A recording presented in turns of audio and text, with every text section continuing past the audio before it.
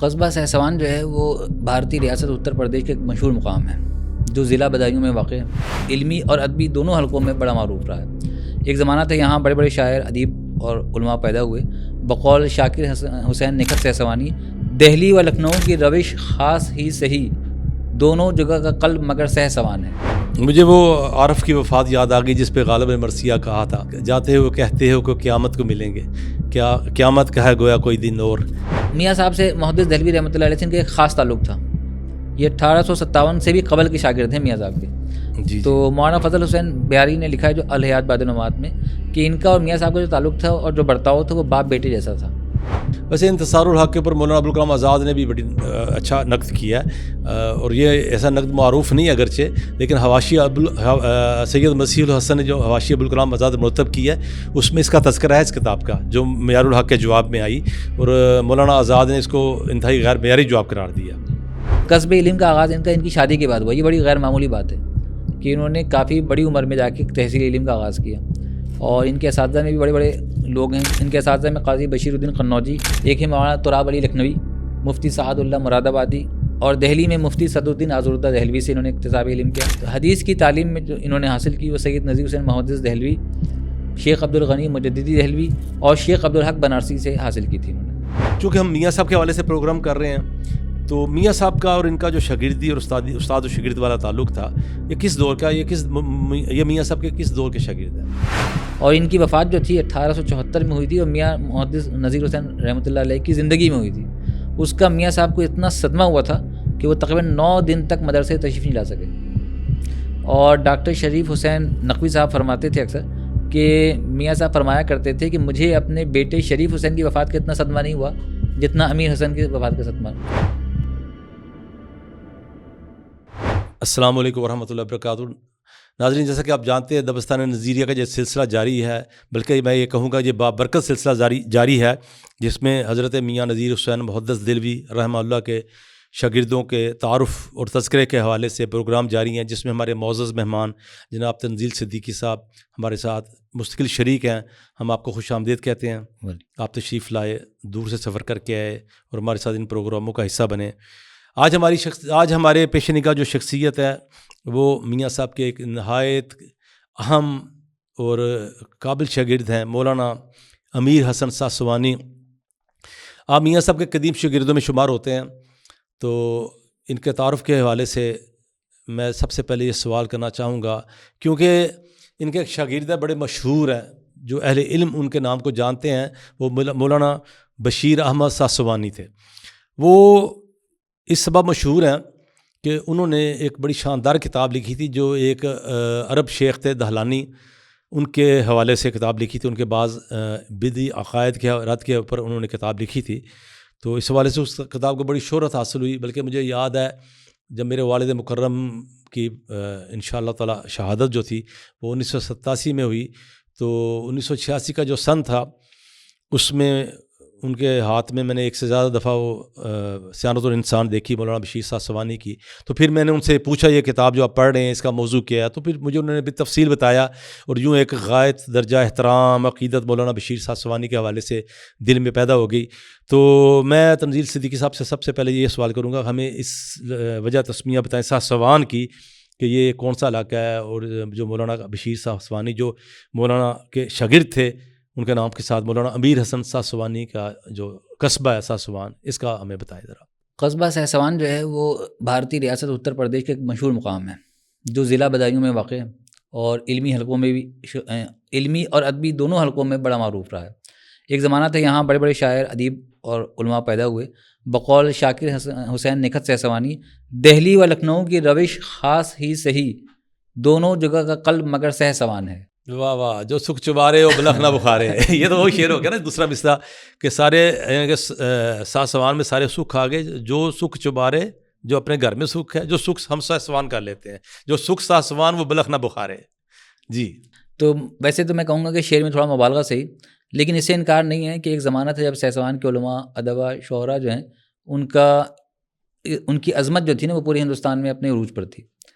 تو یہ تو ہو گیا سہسوان کا تھوڑا سا مختصر تعارف کرایا۔ اچھا، یہاں بڑے بڑے علماء پیدا ہوئے ہیں، میں چلیں چند نام لے لیتا ہوں۔ اور ہر مسلک کے کافی علماء پیدا ہوئے ہیں، لیکن میں خاص اہل حدیث حضرات کے حوالے سے لے لیتا ہوں۔ مولانا سید امیر حسن سہسوانی ہو گئے، ان کے جن کا ہم صاحبزادے تذکرہ کر رہے ہیں ابھی کر رہے ہیں۔ اس کے علاوہ ان کے صاحبزادے ہیں مولانا امیر احمد سہسوانی، مولانا محمد بشیر سہسوانی، مولانا اعجاز احمد سہسوانی، جو بڑے عربی کے ادیب تھے، ان کے عربی دیوان بھی شائع ہو چکا۔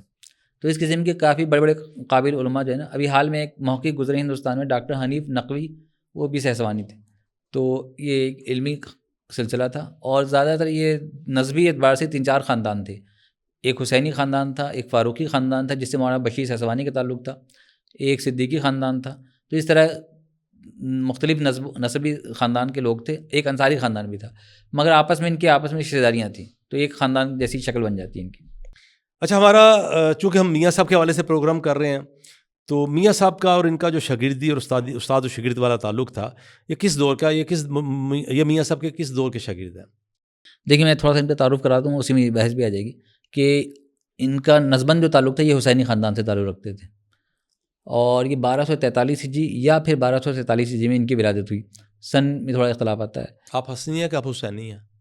والدہ کی طرف سے حسینی ہے۔ والدہ کی طرف سے حسینی اب ہے، آپ تو کہیں یوں گے سمجھ لیں آپ میری اپنے رشتہ دار، بزرگوں کا تذکرہ کر رہے ہیں نا۔ تو ماشاء اللہ آپ نے میرے خاندان کو بہت پھیلا دیا ہے، اللہ اس کو برکت دے۔ تو کسب علم کا آغاز ان کی شادی کے بعد ہوا۔ یہ بڑی غیر معمولی بات ہے کہ انہوں نے کافی بڑی عمر میں جا کے تحصیل علم کا آغاز کیا، اور ان کے اساتذہ میں بھی بڑے بڑے لوگ ہیں، جیسے قاضی بشیر الدین قنوجی۔ حالانکہ مشکل کام ہوتا ہے شادی کے بعد پڑھنا۔ جی ہاں، اور نہ صرف پڑھا ہے بلکہ بہت کمال پہ جا کے پڑھا ہے انہوں نے۔ تو ان کے اساتذہ میں قاضی بشیر الدین قنوجی، یہ بہت بڑے عالم تھے، اور اللہ رب العزت نے ہمیں موقع دیا تو ہم ان پر ایک مستقل پروگرام کریں گے۔ جی معروف عالم ہے۔ ایک ہے مولانا تراب علی لکھنوی، مفتی سعد اللہ مراد آبادی، اور دہلی میں مفتی صدر الدین آزردہ دہلوی سے انہوں نے اکتساب علم کیا۔ آپ جانتے ہیں مفتی صدر الدین معروف شخصیت ہیں، غالب کے دوستوں میں سے تھے۔ تو اچھا، حدیث کی تعلیم انہوں نے غالب کے قریبی دوستوں میں سے، قریب ترین دوستوں میں سے تھے۔ غالب کی خطوط میں کلام وغیرہ میں بھی ان کا ذکر آتا ہے، تو حدیث کلام میں بھی ذکر ہے، کلام میں بھی ذکر ہے۔ تو حدیث کی تعلیم میں جو انہوں نے حاصل کی وہ سید نذیر حسین محدث دہلوی، شیخ عبدالغنی مجددی دہلوی اور شیخ عبدالحق بنارسی سے حاصل کی تھی انہوں نے۔ تو طلب علم کی خاطر جو انہوں نے سفر کیے اس عمر میں، وہ علی گڑھ، فرخ آباد، لکھنؤ، دہلی، بمبئی، آگرہ تک کا سفر کیا انہوں نے۔ تو اس سے آپ ان کے ذوق کا بھی اندازہ لگا سکتے ہیں کہ کسب علم کے لیے کہاں کہاں تک گئے۔ میاں صاحب کے حلقہ شاگردی میں آنے کے بعد یہ اہل حدیث ہوئے تھے، کہہ سکتے ہیں، یہی معاملہ بظاہر نظر بھی آتا ہے، بظاہر نظر بھی یہی آتا ہے۔ تو میاں صاحب سے محدث دہلوی رحمۃ اللہ علیہ سے ان کا ایک خاص تعلق تھا۔ یہ 1857 سے بھی قبل کے شاگرد ہیں میاں صاحب کے۔ تو مولانا فضل حسین بہاری نے لکھا ہے جو الحیات بعد النموات میں، کہ ان کا اور میاں صاحب کا جو تعلق تھا اور جو برتاؤ تھا وہ باپ بیٹے جیسا تھا، اور یہ میاں صاحب کو اپنے والد جیسا سمجھتے تھے، اور میاں صاحب بھی ان کے ساتھ وہی سلوک کرتے تھے جو بیٹے کے ساتھ ہوتا ہے۔ گہرا تعلق تھا، بڑا گہرا تعلق تھا۔ اور ان کی وفات جو تھی 1874 میں ہوئی تھی، اور میاں محدث نذیر حسین رحمۃ اللہ علیہ کی زندگی میں ہوئی تھی۔ اس کا میاں صاحب کو اتنا صدمہ ہوا تھا کہ وہ تقریباً 9 دن تک مدرسے تشریف نہیں لا سکے۔ اور ڈاکٹر شریف حسین نقوی صاحب فرماتے تھے اکثر کہ میاں صاحب فرمایا کرتے تھے کہ مجھے اپنے بیٹے شریف حسین کی وفات کا اتنا صدمہ نہیں ہوا جتنا امیر حسن کی وفات کا صدمہ۔ مجھے وہ عارف کی وفات یاد آ گئی جس پہ غالب مرثیہ کہا تھا، جاتے ہوئے کہتے ہو کہ قیامت کو ملیں گے، کیا قیامت کا ہے گویا کوئی دن اور۔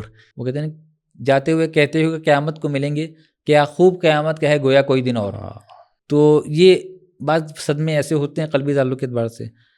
تو بہرحال یہ معاملہ تھا۔ اور ان کے بعد ان کے صاحبزادے مولانا امیر احمد جو تھے وہ بھی بہت بڑے عالم تھے۔ مولانا امیر احمد کے ساتھ بھی ان کا یہی معاملہ تھا کہ میاں صاحب ان کو پوتے جیسا سمجھتے تھے، اور وہ بھی میاں صاحب کو دادا ہی کہا کرتے تھے جو ان کے بیٹے تھے۔ جی، تو اس سے ایک تعلق کا تعلق دیکھیں۔ اور اب ایک اور اہم بات بتاؤں کہ میاں صاحب کی ایک کتاب تھی معیار الحق، علمی دنیا میں بہت معروف کتاب ہے، سبھی جانتے ہیں، اور ابھی حال میں اس کی اچھی طباعت بھی ہو گئی ہے۔ تو اس کے جواب میں مولانا ارشاد حسین رامپوری نے انتصار الحق لکھی۔ اچھا، انتصار الحق میں انہوں نے کئی سالوں کی محنت کے بعد لکھی تھی، اور انتصار الحق میں انہوں نے دعویٰ کیا تھا کہ میرے 12 ایسے بڑے اعتراضات ہیں کہ اگر کسی نے اس کا جواب دے دیا تو سمجھا جائے گا کہ اس نے پوری کتاب کا جواب دے دیا۔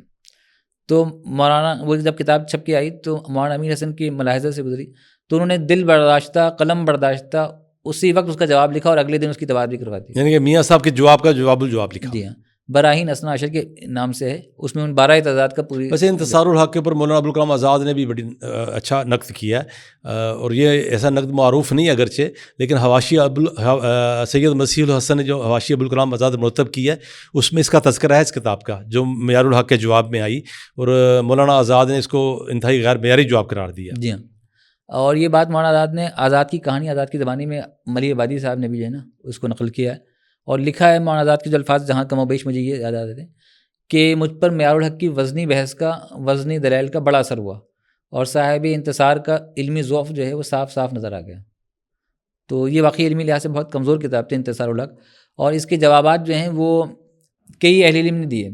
میاں صاحب کے 4 شاگردوں نے اس کے جوابات دیے ہیں، میں ان چاروں کے نام بھی لے لیتا ہوں.